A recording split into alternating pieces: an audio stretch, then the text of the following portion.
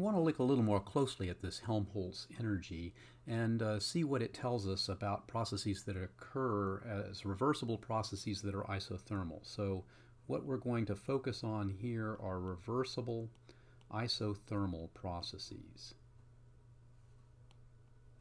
Okay, well the reversible part is, I guess, a good initial point. We have the internal energy change. The differential change is going to simply be a contribution from heat and from work. And we know that the work change typically is pressure volume work, but I'm not going to specify that here so that we can open this up to more possibilities. It may be pressure volume work, but it may be pressure volume work along with electrical or magnetic work. So it's going to be a much more general thing. So let me make a note of that here. This is a general definition for the energy in this case.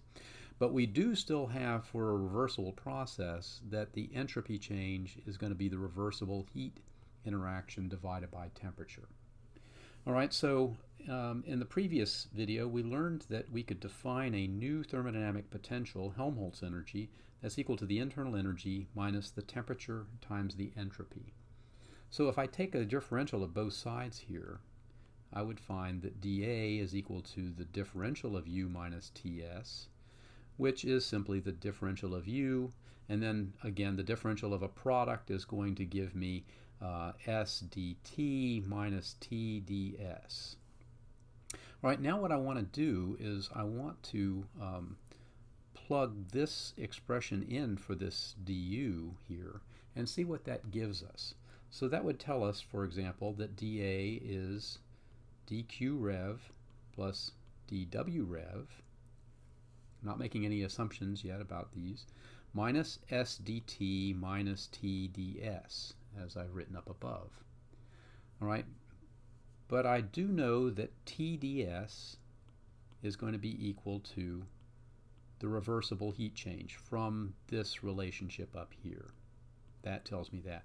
So that tells me that this term and this term are actually going to cancel one another out.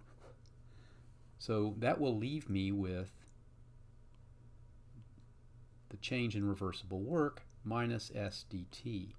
But look, we specified an isothermal process, so that means that dt equals 0, and that means at the end of the day we have that the differential change in Helmholtz energy is just equal to the reversible work increment.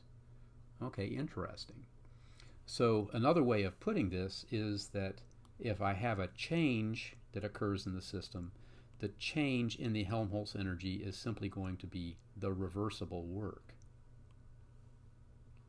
Okay, for this reason the Helmholtz energy is sometimes called the Helmholtz work function, because it in fact is equivalent to the reversible work.